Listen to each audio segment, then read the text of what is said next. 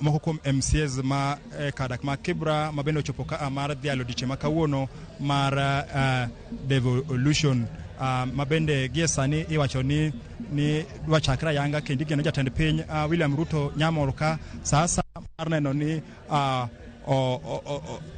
oyawe ayanga mar neno ni odhi nyime. Gima wang'eyo ni duche manyoro nyo waneno ka nyo chakre gutuke mag adhula e kind riwruok mar gavanas kod mano mar senate ma bende nyo oginene nyo otemo tugo ka to koro diche ma kawuono geno mana ni koke county mar 027 ka obro neno kaka nyasi ne bro kaka mano aneno kantie Gavana ma Migori ka Migosi Ochilo Ayacko anyana miye thuolo matin mondo obendo pimnwa mana matin tu gidoluon to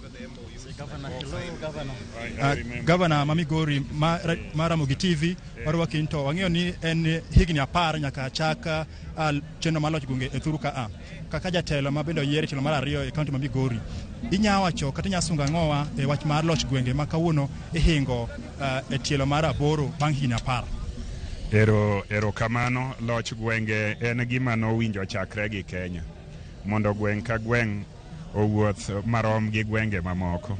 Miyo wan kaka jo Migori County wamor gi devolution nikech miyo wanyalo go mbakawa mar medruok mar maendeleo mar miyo joge wa tich mar pur mag thieth te wago kaka jo Migori mbaka ka jo Kenya moko bende goe gwenge gi mbaka gi.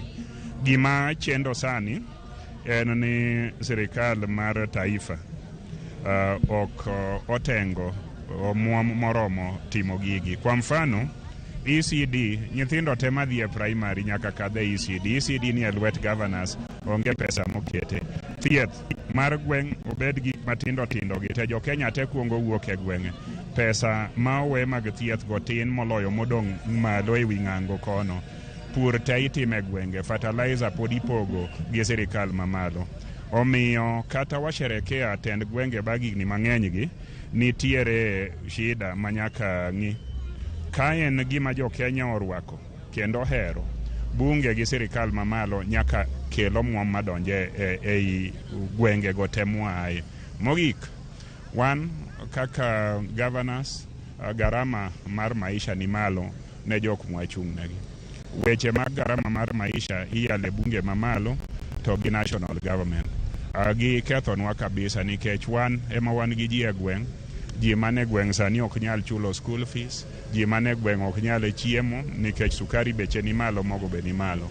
Omiyo jok man malo gik ma gitimo malo kanyo owinjo gitim ka ging'eyo ni thoth ji ni e gwenge to kendo thoth ji dwaro upungufu kata yot mar ngima. Higa tok ka apis mar Gavana mar ariyo ma Migori koka kori nitie minya sungo ni osokalo kuomi higa achiel minya kalure kod loch gwenge koka kori. Nitie gik ma wasetimo mang'eny kaka sirikal manyien ma Migori County. Sani kidhie kuonde thieth magwa ibiro yudo ka gitiyo kende yedhe nitie. Kidhi kuonde mag thieth magwa ibiro yudo ka dakteche wa nitiere. Mana achiel kuom gik mane ok timore. Ok awach ni waseyudo 100%. Taneno ka hawo mana 70%. Kibiro e weche mag somo mag rawere matindo nikech ichako mana geri kitin.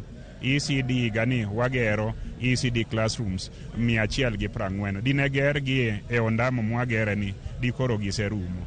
Kibiro e barabara wapayo gi kaka wang' sadhi. Omiyo an gi ilo ni wachako tich maber. Sani wan gi chenro kwatudore gi sirikal mar taifa mondo wager chirni 8 e sub county ka sub county. Mano watemo dhigo maber e yore pi. Sani koro waloso pi maliw, wakeyo e fereji, ang'eni pok oromo ji te. To kuom ma wasetimo higa achiel ni nitiere geno ni obro chopo kuom thoth ji kapok yiero chopo. Kamana Gavana ango wo bang'e mano Gavana ma Migori Migosi Ochilo Ayacko ka wuoyo kod Ramogi TV ka kia lap ma sports ground e county ma Uasin Gishu e boma ma Eldoret kuma gie sani chenro mar sidho ayanga telo maloch gwenge ondamo mar 8 tok higni 10 dhi nyime, kendo en chenro mabiro dhi nyaka chieng' tich abich kilore chieng' ngeso mar jumani.